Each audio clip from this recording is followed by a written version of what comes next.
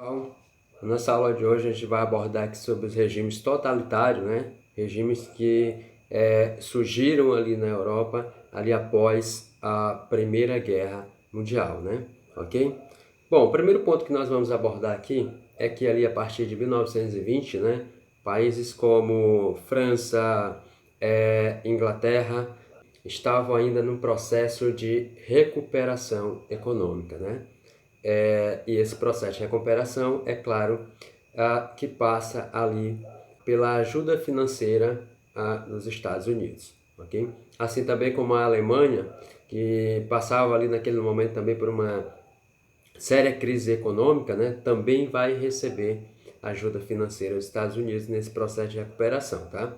E vale lembrar aqui que ali ao final da guerra, ou da Primeira Guerra Mundial, o Tratado de Versalhes ali, ele impôs uma dura indenização para a Alemanha, né? Ali em torno de 33 bilhões de dólares, né?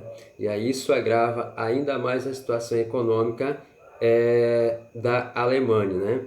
Além ali dos prejuízos sofridos durante a guerra.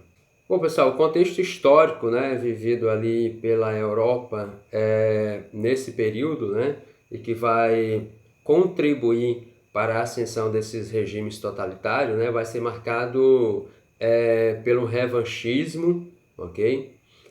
Marcado também pelo nacionalismo ferido, né? Isso vem ali por conta da guerra, ok? A grave crise econômica que se abateu à Europa após a guerra, né? A crise social, tá certo? Também é marcado ali pelo sentimento, né? Antissocialismo, antiliberalismo e também antidemocrático, né? Então, esses fatores, né?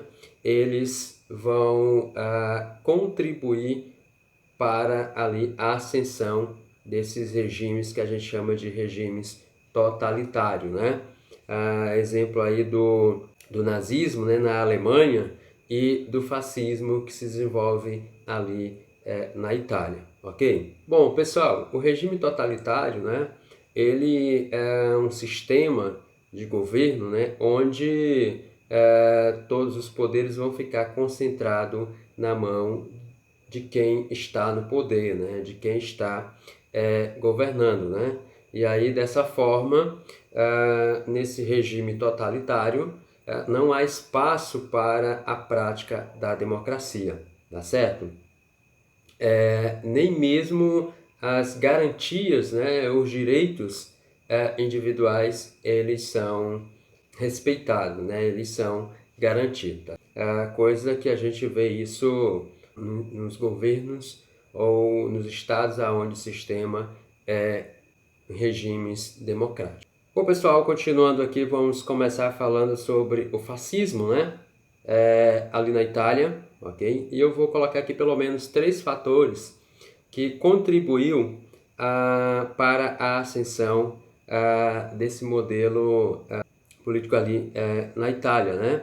O primeiro ponto é em função da Itália ter participado ali da Primeira Guerra Mundial, né? Que inicialmente ela participa ali ao lado da Alemanha, mas que depois ela acaba mudando de lado, né? Vai participar ali então ao lado de países como a França, né? A Inglaterra, por exemplo. Essa mudança se deu em função de que havia sido prometido para a Itália compensações territoriais, né? Ou seja, ao final da guerra ela receberia territórios. Bom, mas aí termina a guerra, a Itália não vai receber essas compensações territoriais, ok? Então a Itália vai desenvolver ali um sentimento de insatisfação em relação a essa questão, né? Os territórios que foram, por exemplo, os territórios em que a Alemanha perdeu, né? As suas regiões coloniais, enfim, foram distribuídos ali esses territórios, mas a Itália não recebe as compensações territoriais que ela almejava, né? Bom, um outro fator que determina aqui também a ascensão desse regime ali na Itália, é a inflação, né? A crise econômica que se alastrou ali pelos países europeus, em decorrência ali da Primeira Guerra Mundial, vai fazer com que a inflação nesses países, né, ela cada vez mais vai ficando mais alta, né? E aí isso vai gerar o empobrecimento da população, ok? As camadas mais pobres, né, da população é a que vai sofrer mais com essa inflação lá em cima, né? E aí esse é um dos fatores que contribui para a ascensão desse regime, né? A insatisfação da população em função da grave crise econômica que havia se abatido ali nesse país, né? Exemplo, a Itália. Um outro fator aqui também bem interessante é o contraste econômico, né, entre o norte ali da Itália e o sul, né? O norte mais envolvido com a indústria, já o sul era voltado mais para o setor agrícola, né? Então havia um contraste muito grande entre essas regiões. E aí com a crise econômica, esse contraste ele se agravava ainda mais. Então fatores como esse contribuíram para a ascensão do fascismo, né, ali na Itália. Bom, pessoal, dando continuidade aqui ainda ao contexto histórico italiano, né, nesse período, ok? Ali por volta de 1892 é fundado o Partido, né, Socialista Italiano, né, um partido ali com base operária, e que esse partido ele era favorável a uma revolução proletariada. E ali em 1919, né, nesse ano ocorrem eleições e por 32% dos votos esse partido ele sai vitorioso, né? E ali após essas eleições, né, ocorre uma grande mobilização, né? Uma greve, na verdade. Essa mobilização ela tinha como objetivo, né, reivindicar melhores salários e melhores condições de trabalho, né? Bom, participa ali mais ou menos dessa mobilização 1 milhão de pessoas, na sua grande maioria operários, né? Isso levou até uma paralisação ali no setor industrial. Pessoal, olha, ali a partir de 1920, né, a ala mais radical do Partido Socialista acabou rompendo com o partido e fundando ali um novo partido, né, que é o Partido Comunista Italiano. Então, isso aí por volta mais ou menos de 1920. A orientação desse novo partido era com base ali nos ideais leninistas, né, ou bolcheviques da Rússia. Tá? Um partido ali com ideais revolucionários. Então, ali até 1919, vale lembrar aqui, né, que também tinha um outro partido fundado ali mais ou menos, que era o Partido Popular Italiano, que formava ali a segunda maior força política existente na Itália, tá certo? Então a gente tem aqui esses partidos políticos, né? O Partido Socialista Italiano, o Partido Comunista Italiano e o Partido Popular Italiano.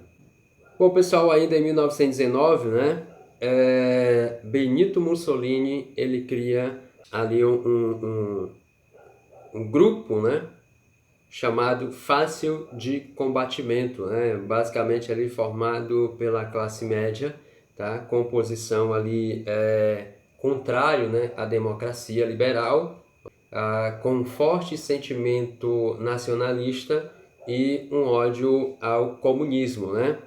Bom, ainda em 1919, esse grupo, né, ele vai participar das eleições, né? E vale lembrar que ali já nesse período, né, o Benito Mussolini ele transforma esses grupos chamados Fácil de Combatimento em um partido político, né? E vai concorrer às eleições, tá? Esse grupo inicialmente ele usava violência, mas depois ele vai abandonando a violência e vai concorrer ao poder por meio das eleições, né? Tá certo? Então já ali em 1919, esse partido ele participa das eleições, mas não sai vitorioso, né? Então vamos lá. Esse novo partido, então, ele passa a se chamar Partido Fascista Italiano. Bom, pessoal, na primeira participação do Partido Fascista nas eleições, né, eles saíram derrotados, mas ali por volta de 1921, eles conseguem ali eleger 35 deputados para o parlamento, né, italiano. Então é um número bem expressivo de deputados. E no ano seguinte, em 1922, eles promovem uma marcha, né, que vai ficar conhecido aí, a Marcha sobre Roma, tá certo? Promove ali a ocupação de prédios públicos, né? Não houve ali resistência por parte do governo, e o resultado dessa questão é que o rei italiano Vítor Emanuel III acaba ali convidando, né, colocando o Benito Mussolini, que era a principal figura de liderança ali do partido fascista, né, na Itália, como primeiro-ministro da Itália. Ou seja, exatamente ali naquele momento em que o Mussolini é colocado como primeiro-ministro na Itália, o partido fascista está chegando ao poder. Pessoal, quando o Mussolini ele torna-se o primeiro-ministro italiano, né, colocando ali o partido fascista no poder, ele vai dar início a um processo em que vai levar ao isolamento dos seus opositores, né? Esse processo de isolamento ele se dá ali por meio de perseguições, prisões, morte, exílio, né, de opositores, né, como sindicalistas, né, políticos de outros partidos, e quando ele consegue promover esse isolamento aos seus opositores, ele vai instalar na Itália a partir de então uma ditadura fascista. Só para vocês terem uma ideia, né, a partir ali de 1925, por exemplo, na Itália, os sindicatos só existiam aqueles que eram autorizados pelo governo, né? O direito à greve, por exemplo, foi abolido, então a população não tinha mais direito de fazer reivindicações, né? Uma outra questão que passa a ser também vigente ali na Itália é aperfeiçoada a chamada Carta del Lavoro, né? Isso ali a partir de 1927, né? Aonde, por exemplo, nessa carta determinava que os trabalhadores, né, teriam o direito a algum auxílio, por exemplo, se sofresse algum acidente, se eles não estivessem participando de nenhuma organização sindical, né? E uma outra questão que é muito característica desses regimes totalitários é a extinção de todos os partidos políticos, né? Passa então a existir um único partido político, a exemplo da Itália, o único partido que vai existir a partir de então é o partido fascista. Bom, outro ponto que vale lembrar aqui, né? Em 1929, o Benito Mussolini, né, ali juntamente com o Papa Pio XI, vão ali assinar a Concordata de Latrão, né? Isso tem a ver com um episódio que vai ficar conhecido ali como a questão romana, né? Ok? Isso vem desde o processo de unificação da Itália, né? Que ocorre ali mais ou menos por volta de 1870, né? 71, em que os chamados estados pontífices, né? Estados que pertenciam à igreja, que era administrado pela igreja, no processo de unificação da Itália, foram incorporados à Itália, né? Okay? A igreja então vai perder esses territórios. E a partir de então, a igreja, né, de Roma passou a se considerar prisioneira, não reconhecendo também o Estado italiano. Então, somente em 1929, através aí dessa Concordata de Latrão, é que a igreja vai reconhecer a Itália como Estado, né? Como um país. E ali a igreja ganha o direito, então, e vai ser criado o Estado do Vaticano, né? Ainda a partir ali de 1929, o governo de Mussolini, né, na Itália, ele tem ali uma aprovação, né, da grande maioria da população italiana, né? E vale lembrar ali, a partir desse período, né, a Itália ela começa a se recuperar economicamente, né? O Mussolini vai implantar ali uma política fiscal, né, protecionista. Ele vai estimular o desenvolvimento industrial, né, de bens e o consumismo, né? Ele vai fortalecer o mercado interno. Ali já chegando ali por volta de 1933, ele vai criar, né, um instituto para reconstrução industrial no setor siderúrgico, por exemplo, mecânico, né, e também no setor naval, ok? Vai estimular também o desenvolvimento no campo.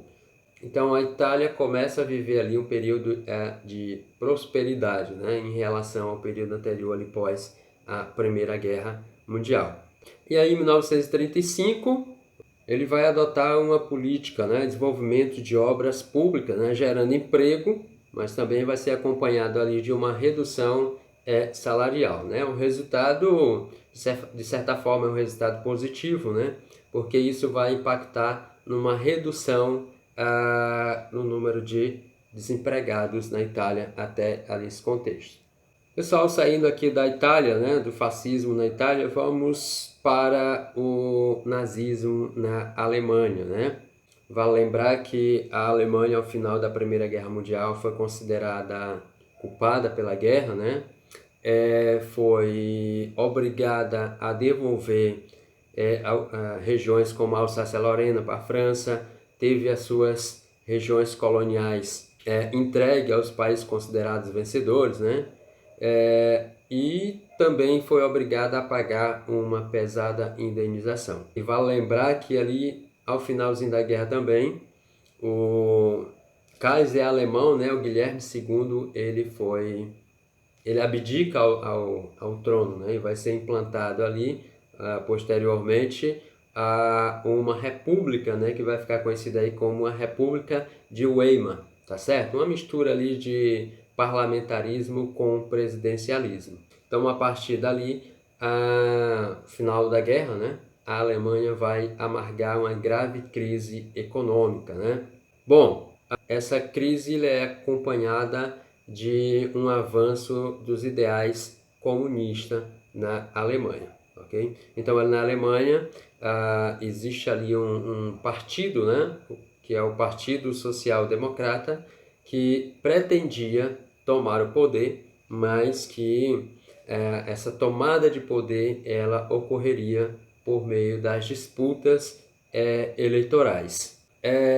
Ainda ali por volta de 1917, né, a ala mais radical, né, do Partido Social Democrata acaba rompendo com o partido e ali vão fundar um novo partido, né, que é o Partido Comunista Alemão, fundado ali por volta de 1918, né, no finalzinho da guerra, ok?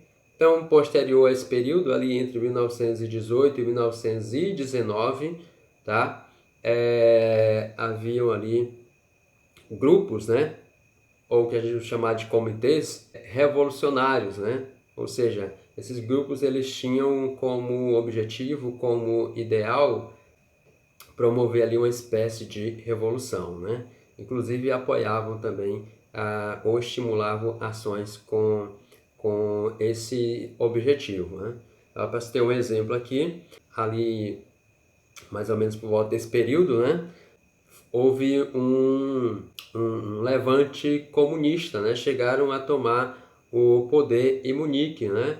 E estabeleceram ali um regime com características republicanas, né? A república foi chamada de República Bávara, né?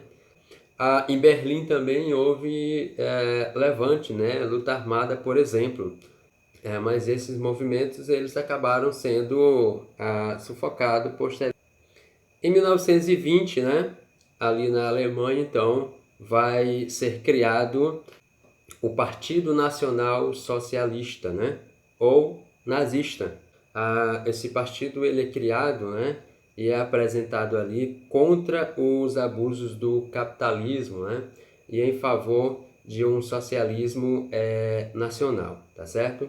Esse partido ele é estimulado ali pela burguesia, né, e é contra o comunismo, né? Então ele é um partido que surge ali, que tem como objetivo eliminar o comunismo, né? E aí vale lembrar, pessoal, olha, que um dos fatores, né? Nós falamos lá no início da questão dos fatores, né? O contexto que leva à ascensão desses regimes, e vale lembrar, né? Que as democracias liberais elas permitiram, né? De certa forma, deixaram que esses regimes eles surgissem, crescessem e chegassem ao poder, porque eles acreditavam que essas ideologias elas iriam eliminar o comunismo, né? Lembrando, nós estamos falando de um contexto em que o mal maior era o comunismo, né? O fascismo, o nazismo não era visto como um mal que deveria ser combatido de imediato ali naquele momento. O mal era o comunismo, né? Então eles acreditavam que o socialismo, por exemplo, iria eliminar o comunismo e que depois seria possível controlar o nazismo e o fascismo, né? Mas isso acabou não acontecendo.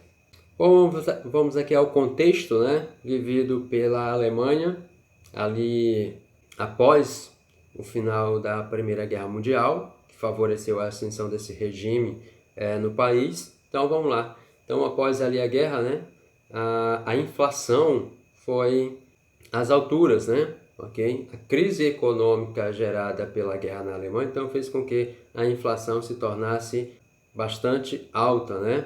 Tá certo? Em 1923, há ali uma tentativa de golpe de Estado, né? Ok? Esse golpe ele foi acompanhado ali de uma marcha sobre Berlim, né? Sob a liderança do Adolf Hitler, ok? Assim como Benito Mussolini fez na Itália, né? A marcha sobre Roma, o Hitler vai fazer ali a marcha sobre Berlim, né? Mas o resultado desse processo culminou ali com a prisão do Hitler, né? E a condenação ali à prisão, né? Ok? Embora poucos meses depois ele tenha sido liberado, né? Mas vamos lá. Então, gente, olha, a atuação ali do partido nazista, né? Na Alemanha, ela começa a mudar, né? A partir da crise de 29, né? A crise de 29 que começa nos Estados Unidos, né? E que depois acaba se alastrando pelo mundo, né? Então isso vai afetar basicamente todos os países capitalistas, né? E a Alemanha não vai ser diferente, né? Ela vai sofrer ali as consequências dessa crise, né?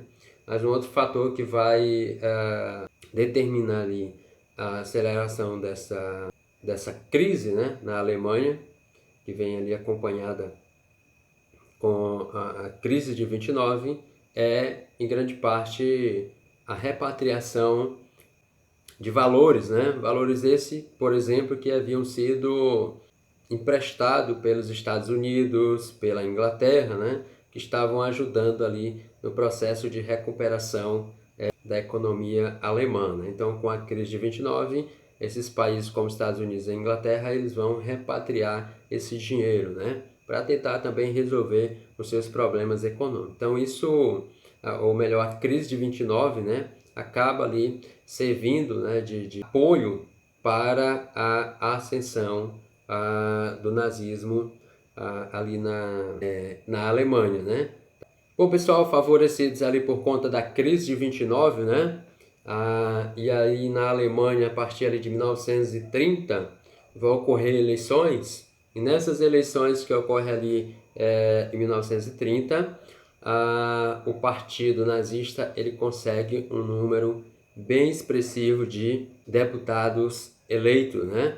Chegou ali a mais ou menos a 107 deputados eleitos. Um outro ponto que vale a gente lembrar aqui, né? As classes dominantes, elas acabaram aderindo ao nazismo, né? Tá certo? E uma outra questão é que, assim como ocorreu na Itália, onde o Benito Mussolini foi colocado lá como primeiro-ministro, né? Algo muito semelhante também vai ocorrer com Hitler. O Hitler vai se tornar ali na Alemanha o chanceler alemão, né? Tá certo? Na época a Alemanha estava sendo governada, né? Na República de Weimar, ok? Pelo presidente Hindenburgo, né? E ali a partir de 29 de janeiro de 1933, ele coloca o Hitler como chanceler alemão. Assim como ocorre na Itália, na Alemanha o nazismo está chegando ao poder. Bom, pessoal, já no poder, né, ali a partir de 1933, sob a liderança do Hitler, né, o partido nazista, por exemplo, vai empreender ali uma série de ações, né? A exemplo dessas ações, os comunistas vão ser acusados de tentar atear fogo no parlamento alemão, né?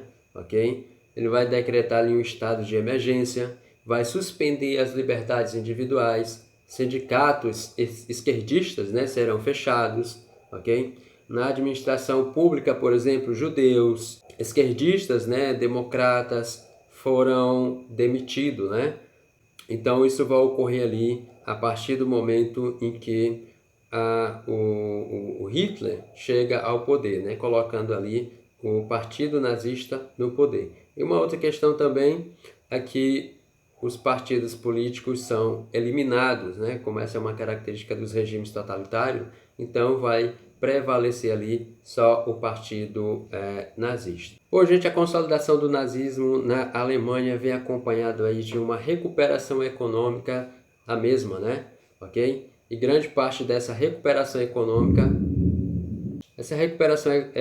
da Alemanha, em grande parte, foi motivada pelo desenvolvimento da indústria bélica, né? Uma outra coisa que vale lembrar aqui também é que com esse crescimento econômico, né, a inflação vai ser contida, também vai haver ali investimentos, né, na agricultura, o comércio vai retomar o seu crescimento, né, mas vai ser acompanhado também de um congelamento dos salários, né? Bom, um outro fator que vale lembrar aqui também, gente, é que ali na Alemanha, o nazismo ele vai ser responsável pela difusão em relação à ideia de criação de um espaço vital, né? Espaço onde seria ali organizado a população de origem germânica. Pessoal, também vale mencionar aqui, né, que um outro fator que vai marcar também o nazismo na Alemanha é a perseguição aos judeus, né? Os judeus que eram considerados pelos alemães, né, ali os responsáveis pela difusão do comunismo, né, pela miséria da Alemanha e também pela derrota da Alemanha aí na Primeira Guerra Mundial, né? E a ideia de raça pura, né, a raça ariana, então isso leva aos alemães perseguir os judeus, né? Tá certo? Essa perseguição dos judeus em relação ao povo judeu na Alemanha, né, que se estende ali até o contexto da Segunda Guerra Mundial, então isso vai gerar posteriormente o que vai ficar conhecido aí como Holocausto, né, que foi a morte de aproximadamente 6 milhões de judeus, tendo o contexto da